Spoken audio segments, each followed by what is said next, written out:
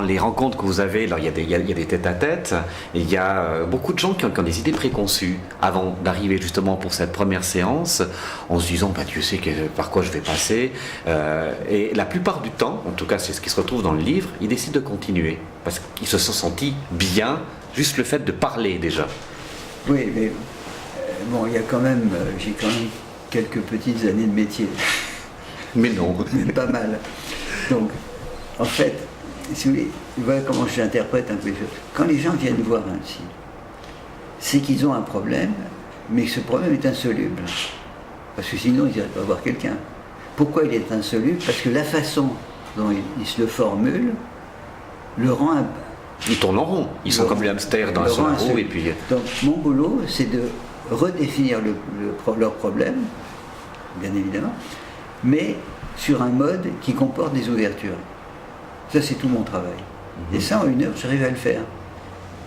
C'est facile pour vous d'aborder, je parlais d'a priori de la part des gens qui venaient chez vous, mais pour vous, dans un sens contraire, vous recevez des gens, dès les premières phrases, vous commencez à cerner un peu où est le problème, et vous n'avez pas, vous aussi, des préjugés, des fois, ou bien des facilités?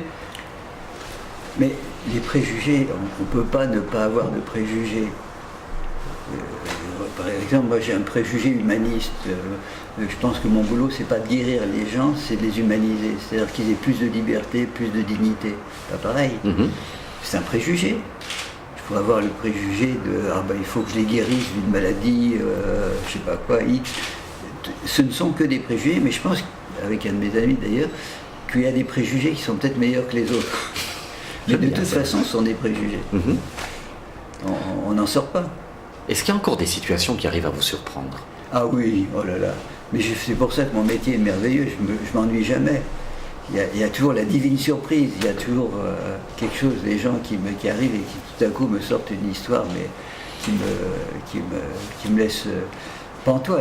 Il n'y a pas si longtemps, j'ai vu arriver une charmante jeune femme, très jolie, et qui s'installe, qui dit... Je dis, mais c'est quoi, enfin on parle un peu, je dis, mais finalement c'est quoi votre problème? Vous savez, j'ai un fils et je voudrais qu'il sache que je suis son père. Attendez voir, oui.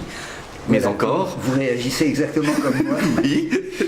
C'est-à-dire, ce qui s'est passé, que c'était un monsieur... Qui avait changé. C'était un homme, oui, qui était marié, et un jour il a annoncé à sa femme qu'en fait sa vocation de toujours était d'être une femme. Elle lui a dit, écoute, bon, je peux comprendre, mais tu me fais un enfant avant. Donc pendant la grossesse de sa femme, il a été transformé en homme, et de façon remarquable. En femme, oui. Oui, je finis par m'embrouiller avec.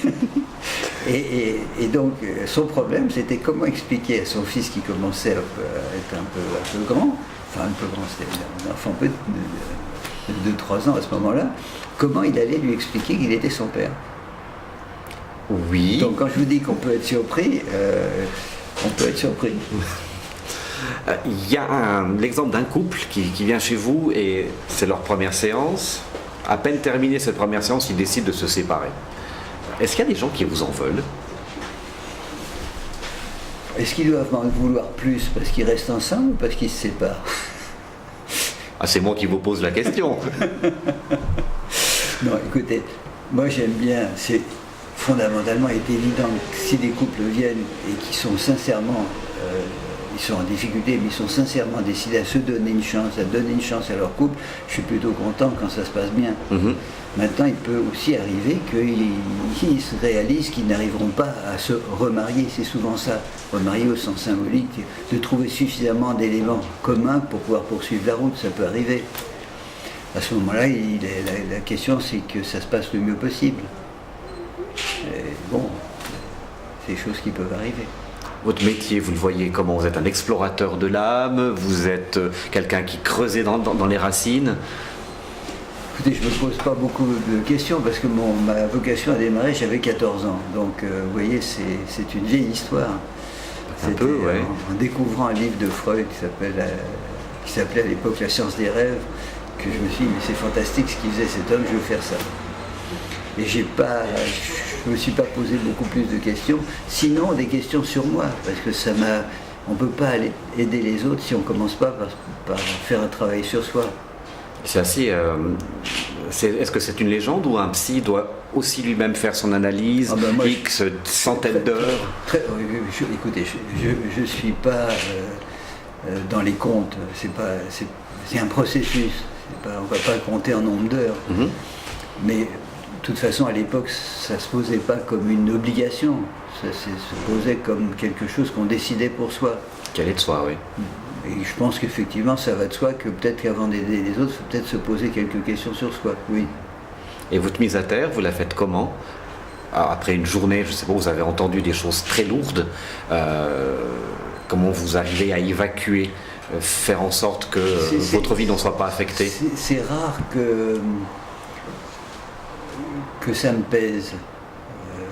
Mais ça arrive, effectivement, parce que quelquefois on tombe sur des situations très lourdes, affectivement lourdes, qui peuvent vous toucher personnellement. Donc là, ça devient difficile. On a fait le tour de vos 3 livres. Oui. Le prochain en route, c'est quoi? Écoutez, en ce moment, il y a quelque chose qui se mijote, qui est autour des paroles perverses. Liées aux manipulateurs ou bien... Oui, mais alors justement, je suis un peu... vous savez, les pervers narcissiques, c'est le genre de mot c'est comme psychogénéalogie. Actuellement, tous les hommes sont des pervers narcissiques si on écoute leur épouse au moment de la séparation. Vous en avez un en face de vous aussi, je pense. Oui. Ah ben, je n'avais pas encore remarqué, mais enfin bon. Je vous ai manipulé depuis le début de cette interview, vous ne l'avez pas senti venir, mais c'est comme ça. Voilà. Et or, c'est souvent plutôt le fait de... Bien sûr, quand on utilise des techniques un peu tordues au niveau communicationnel, c'est qu'on poursuit un but, c'est évident. Mais ça ne fait pas de nous des pervers. Comme narcissique, ça fait de nous des gens qui ont utilisé une communication perverse à un certain moment. Donc, ce qui est important pour l'autre, c'est qu'il puisse le repérer. Donc ça va probablement être un bouquin comme ça qui permet de décrypter ce qui ne va pas, ce à quoi il faut, là où on doit être très vigilant. Et c'est pas évident, hein. C'est pas toujours de l'évidence. Par exemple, si je vous dis les épinards sont bons, qu'est-ce que vous me dites? Ça dépend lesquels. Oui, mais vous ne réalisez pas qu'en réalité c'est une parole perverse. Parce que les épinards n'ont jamais été bons, ils sont verts. Vous voyez? Quand je vous dis que c'est pas évident de repérer... Vous voyez que vous pouvez manipuler aussi. Hein.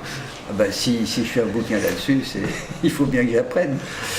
Il y a des effets mode. Moi, j'ai remarqué, j'étais au salon du bien-être à Fribourg il y a quelques jours, et c'est vrai que les livres, les manipulateurs pervers, c'est carrément la moitié d'un rayon, hein, ils s'alignent. Mais justement, je crois que c'est un vrai problème, parce que en réalité, c'est une interaction perverse. C'est-à-dire, il y a des gens qui manipulent, des gens qui se laissent manipuler. Ils se laissent manipuler parce qu'ils ne repèrent pas la manipulation, parce qu'ils ont un lien affectif avec l'autre.